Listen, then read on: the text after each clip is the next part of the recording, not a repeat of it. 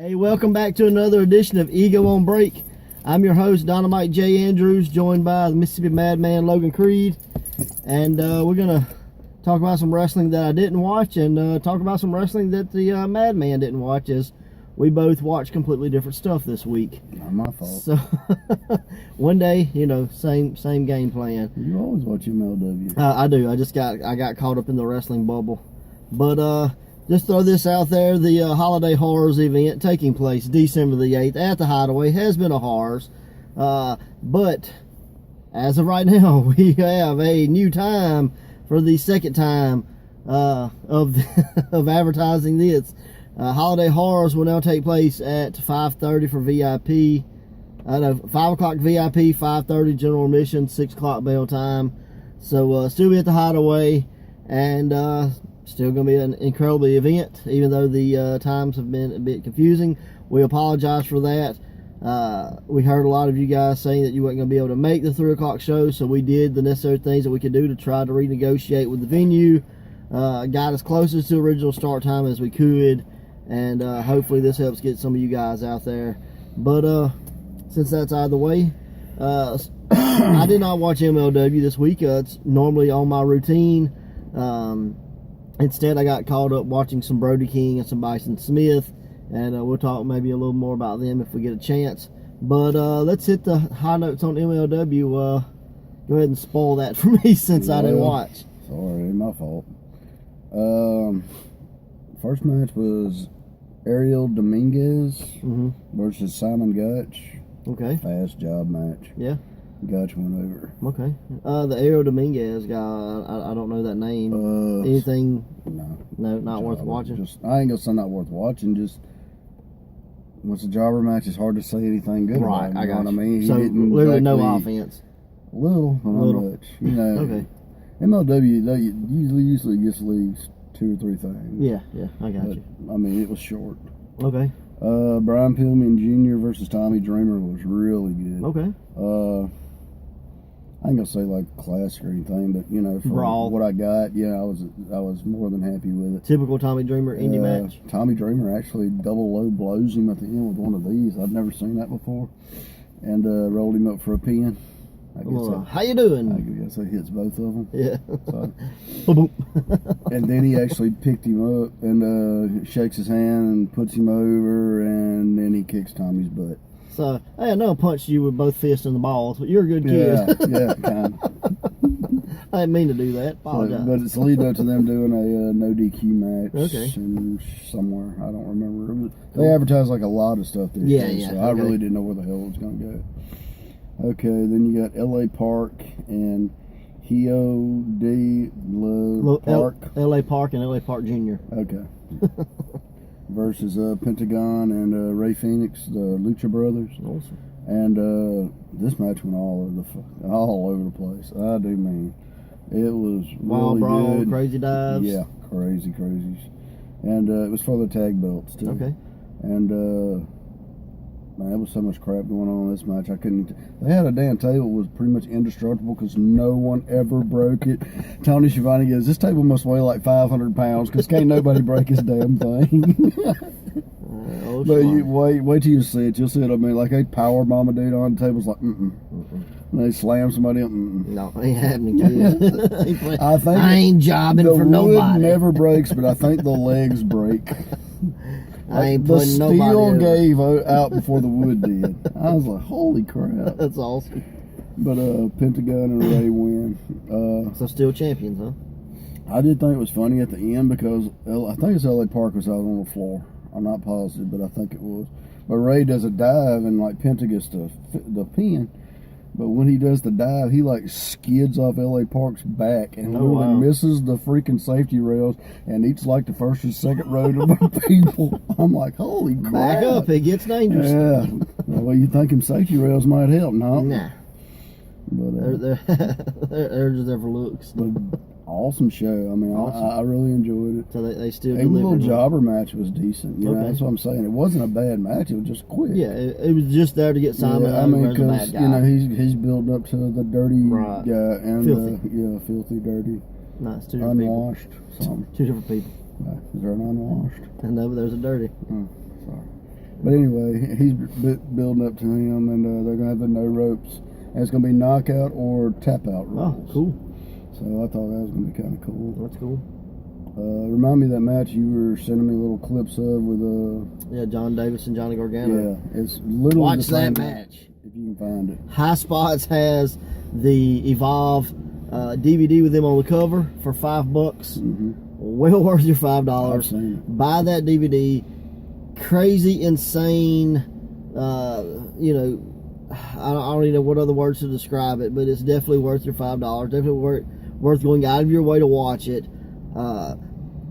It's brutal, man. Brutal freaking match. So go watch John Davis versus Johnny. I think it's just Johnny called a Gargano. no ropes match. Yeah, Isn't it? yeah. They it's from, I said Evolve, but it's actually from Dragon Gate. Dragon Gate, yeah. Dragon Gate USA, and it was imported from Dragon Gate. Like that's one of the big matches to blow off a feud there. And these guys, you know, they brought it. We actually pulled pulled that concept for Ego, where we had the Boot Boys got disbanded in a no ropes match. So very cool. Go watch that match. But go ahead, huh? Yeah. I'm sorry, I didn't mean to get excited and cut you off. That was the end of the MLW,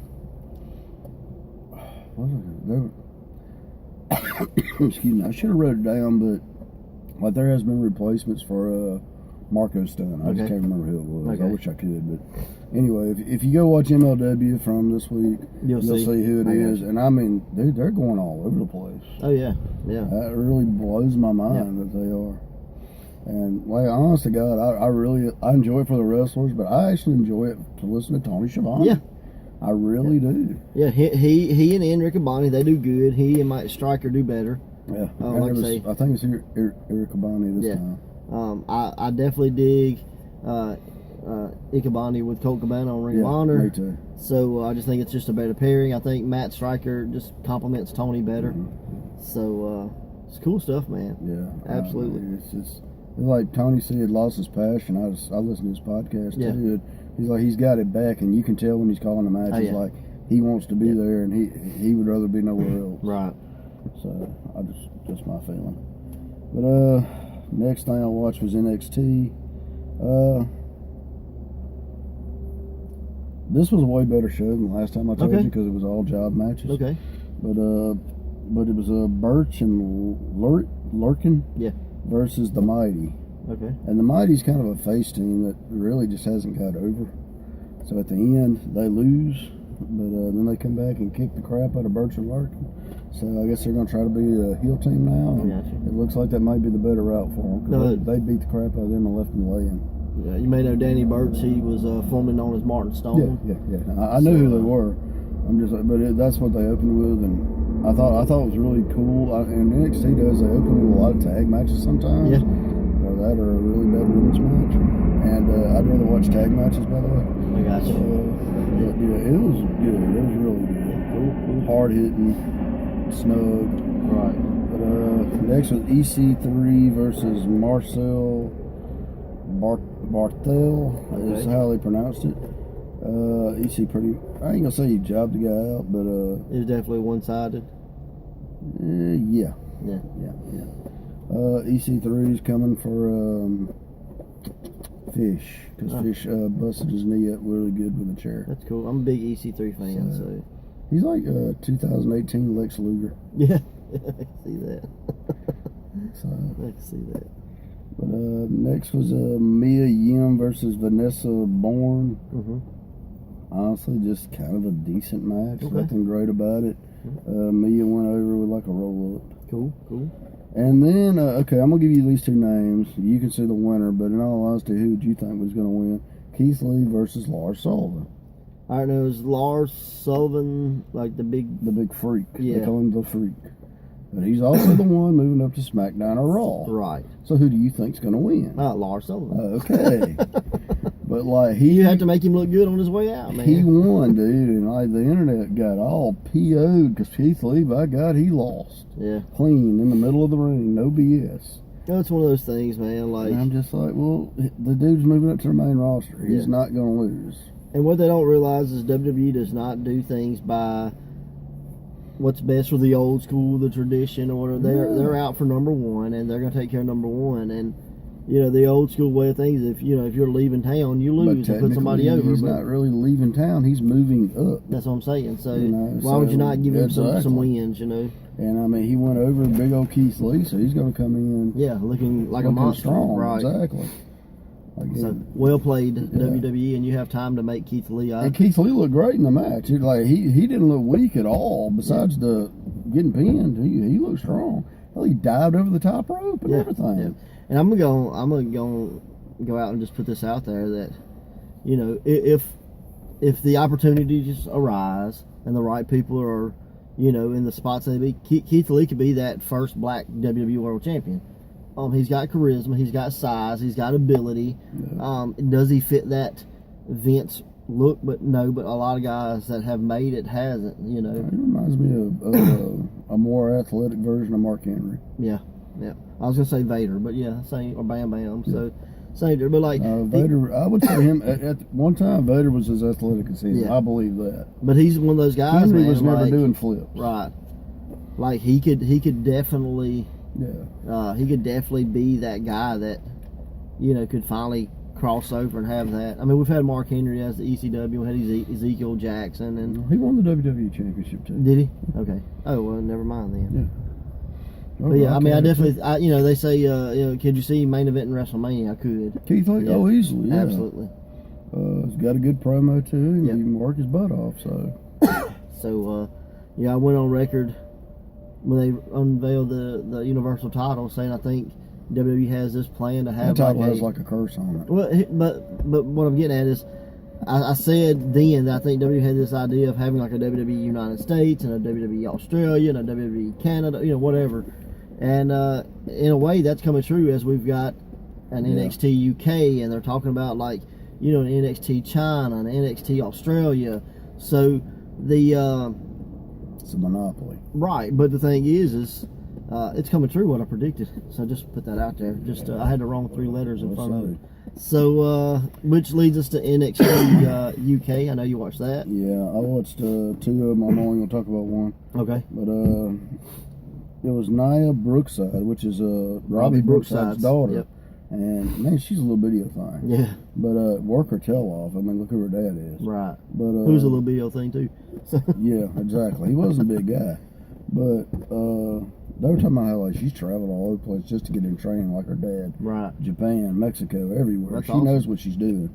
And hell, she's only 18. Oh, cool. But it was her and Miley McInnes versus Charlie Morgan and Shelley Kelly. And it was very obvious who the faces were here. I mean, you couldn't, come on. But anyway, the Brookside girls won. Very cool. Good match for all. It was, I'll tell you here in a minute. But there was another women's match that I was waiting on, and let's just say this is the match I would tell you to go watch. Okay. Next was Ashton Smith and Eddie Dennis. Eddie Dennis is this undefeated guy over in the UK division. I really don't get it. He's like a tall, lanky guy with very little bit of muscle, but they push him like he's some kind of monster. Okay. I don't understand it at all. And the UK's chants will drive you absolutely insane with the singing and crap. Like, I literally want to throw my head through the computer at points. I'm like, I don't get it. Yeah. I don't get all the singing. I don't understand what the hell you're doing. You're being part of the show. That's not part of the show. You sound like a jackass. But anyway, I mean, they're having a ball. I'll give them that. And I mean, it's their version of chanting, but God, it drives me insane. But anyway. Next you had Saxon Huxley versus Joseph Connor.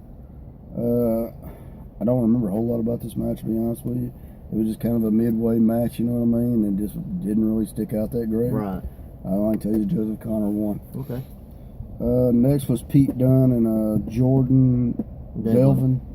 And this match was awesome, man. I mean, if somebody wants to go watch technical wrestling, go watch this match. I mean, Pete winds up, he's the finger man of wrestling, I want to say, because he'd be breaking fingers and bending fingers and flexing fingers. I'm like, the way he winds up beating this guy is just unreal. And at one point, like, Pete's held this belt for like over 300 some odd days now. Yeah, it's been a while. He's one of the longest reigning WWE champions in history right this moment. But at this point, I really thought he was going to lose. Like, they had me convinced. I was like, well, I guess he's going to lose this one. Nope, he didn't. That's cool. And then the last match is the match I was talking about that I'm just not a fan. And sadly, this is the very first women's championship match. This is the match that decides the champion. And it was Rhea Ripley versus Toni Storm. It was a boring match, man. Yeah. They worked Toni Storm's back. And Toni Storm goes in as the favorite. The crowd is chewing Ripley apart. Don't want nothing to do with her. You can't wrestle, blah, blah, blah. And guess who wins? Ripley. Really? Yes. I thought you was going to say Toni Storm. No. Oh, I'm surprised. Yes, I was too. I think everybody in the building was. Wow, that's crazy. Even when she wins, like, it's like, ref screw up. Yeah. I swear it looked like it. Well, look, I saw, speaking of like the women's title and stuff like that, sometimes I get in just these random YouTube wormholes or whatever, and I was watching this video where it was like Phantom Championship wins and things like that, where it was like, you know, maybe something that happened and like the promotion that, you know, for example, NWA, something happened, Ric Flair lost the belt, but they didn't recognize it. Same thing with WWE. But and I guess it was simply because I'm one uneducated fan when it comes to like Fabulous Moolah and that kind of thing. But you know, and two, I'm such a fan, such a mark, such a whatever you want to call me, that I believe stuff they tell you. But I never realized that Fabulous Moolah, her 28-year run or whatever as champion, she had actually lost it like 5 times.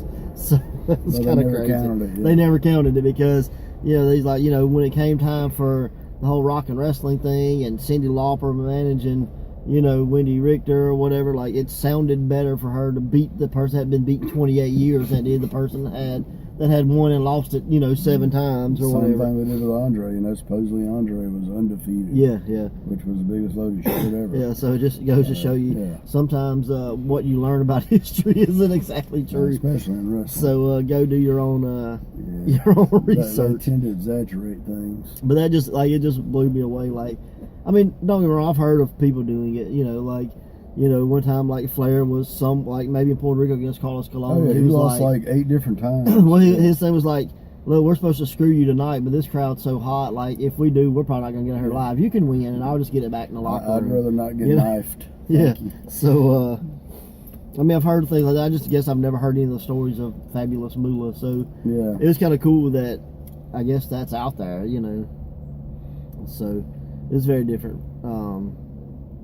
Just made me thinking, you know, hey, wrestling is wrestling any way you look at it. All over the place. So, but while I was on that wormhole, Brody King, man, this guy's becoming one of my favorite guys to watch.